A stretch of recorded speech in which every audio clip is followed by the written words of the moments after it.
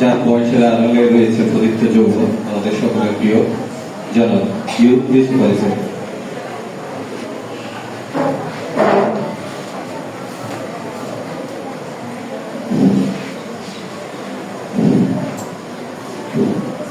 বিসমিল্লাহির রহমানির রহিম।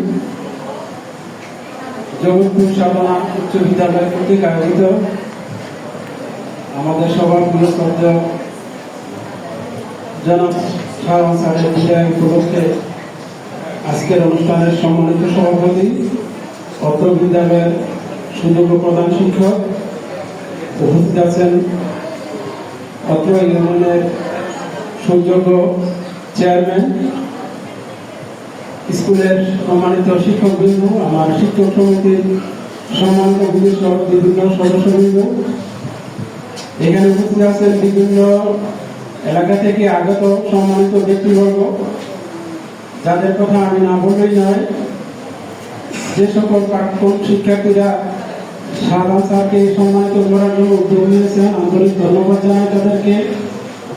আমার সামনে উপস্থিত আছেন আমার স্নেহের সন্তান তুল্য শিক্ষার্থীবৃন্দ, সবাইকে আমার আন্তরিক সালাম, আসসালামু আলাইকুম। কিছু সময় আছে বক্তব্য দেওয়া বড় কঠিন হয়ে যায়।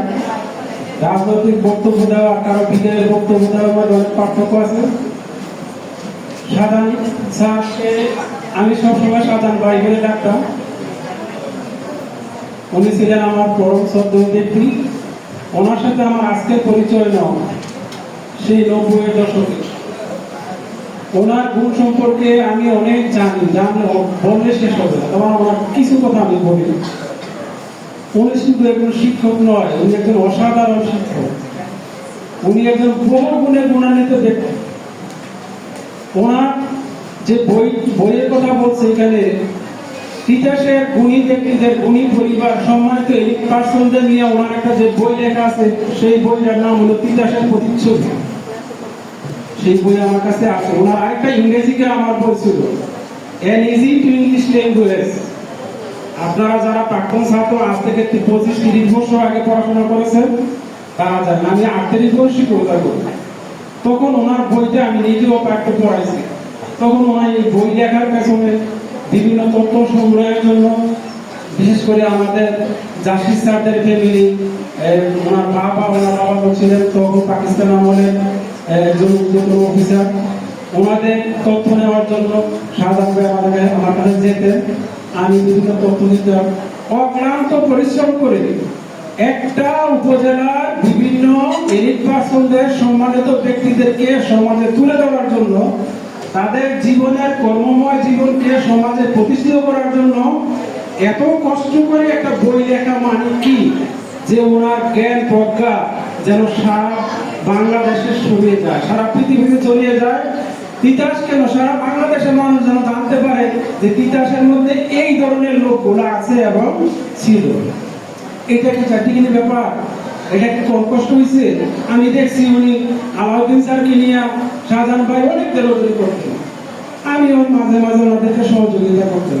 এই যে জ্ঞান ছড়িয়ে দেওয়া, জ্ঞানের প্রতি তার আগ্রহ, নিজের অর্জিত জ্ঞানকে অপরের মধ্যে বিলিয়ে দেওয়া, সেটা এখন শাহজাহান ভাইয়ের ছোট ভাই আমি শাহজাহান শুভর কাছে দেখছি। ধন্যবাদ জানাই শুভকে, যে এই জ্ঞানকে মানুষের কাছে ছড়িয়ে দেওয়ার জন্য এত অক্লান্ত পরিশ্রম করে। অনেকে জানে, অনেক জ্ঞান আছে, কিন্তু মানুষকে দিতে চায় না। জ্ঞান যত বৃদ্ধি করবে, তার জ্ঞান তত বৃদ্ধি করবে, তিনি তো সম্মানিত হবে। কারণ সম্মান দেওয়া এবং দেওয়া মানে হলো আল্লাহ। যেমন আছে না, কুলিল্লাহুম্মা মালিকাল মুলকি তুতিল মুলকা মান তাশা ওয়া তুইতুল মান তাশা।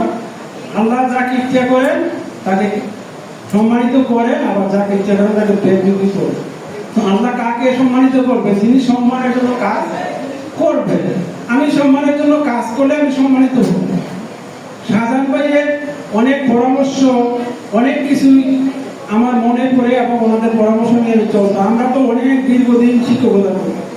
আমরা যখন তিতাস প্রতিষ্ঠিত হয় নাই, তখনও শাহজাহান ভাই কিন্তু এই বৃহত্তর দাওয়াতকান্দি শিক্ষক সমিতির একজন সদস্য ছিলেন, আমিও ছিলাম। যখন এটা ইয়া ছিল সাইদুল্লাহ খান স্যার। তো আমি বিশেষ করে আমার তো হাজার হাজার শিক্ষকদের সাথে পরিচিত। আমি অনেক শিক্ষকের মন মানসিকতা, ধ্যান ধারণা দেখেছি। অনেক শিক্ষককে আমি অনেক সময় ধমক দিই যে শিক্ষকতার যে গুণাবলী আপনার কাছে নাই, সুতরাং শিক্ষকতার গুণাবলী অর্জন করতে না পারলে আপনার কাছ থেকে সন্তানরা কিছু পাবে না, তারা ভালো মানুষ হতে পারবে না। যে শিক্ষকের ভিতরে ছাত্রছাত্রীকে সন্তান মনে করার মনোভাব থাকবে যে আমি আমার কাজ হলো আমার সন্তানকে শিক্ষা দেওয়া, আমার সন্তানকে মানুষ করা। আমি মাঝে মাঝে অনেক সময় মিটিংয়ের মধ্যে বলি, যদি আপনি শিক্ষাটা দান করতে চাই পিছপা হন, যদি আপনি নিজের জ্ঞান আপনার সন্তানের উপরে প্রয়োগ না করেন, যদি তাদেরকে মানুষ করার জন্য বুদ্ধি পরামর্শ না দেন, যেটা কথা বলছে না যে শিক্ষক সবাই, তবে প্রকৃত শিক্ষক হলে সন্তানকে তার ভবিষ্যৎ জানার জন্য কলা কৌশল জানাই দিতে হবে, শুধু বই পড়ালে চলবে না। আর আপনি যদি সেই কাজে যদি অবহেলা করেন, আল্লাহ আপনাকে জিজ্ঞাসা করবে তোরে শিক্ষক বানাইছিলাম, তুই ফাঁকি দিছ, তোরে আমি আগে সেই শিক্ষা দিয়ে দিই। সুতরাং আমরা প্রত্যেকটা মানুষ যদি তার কর্মে অটল থাকি, তার কর্ম ঠিকমতো পালন করি, তাইলে কিন্তু এই দেশ, এই জাতি সব সময় শান্তিময় থাকে। তবে এখানে দীর্ঘ বক্তব্য দেওয়ার সময় নেই, এখানে অনেকক্ষণ আপনারা বসে রয়েছেন। আমি আপনাদেরকে শ্রদ্ধার সাথে আবারও শ্রদ্ধার সাথে জানাইতে চাই যে আপনারা অনুষ্ঠানটা আয়োজন করেছেন, ইতিহাসে অনুষ্ঠানগুলো আয়োজন করে না। আমি আপনাদের সম্মানিত প্রধান শিক্ষক স্যারকে আমার আন্তরিক ধন্যবাদ জানাই। আপনি একজন গুণী মানুষকে বিদায় দিতে পেরেছেন। সাধারণ ভাইয়ের আজকের চেহারা দেখে আমি কথা বলতে পারতেছি না, কারণ উনি আমার অন্তরের মানুষ, উনি আমার হৃদয়ের মানুষ।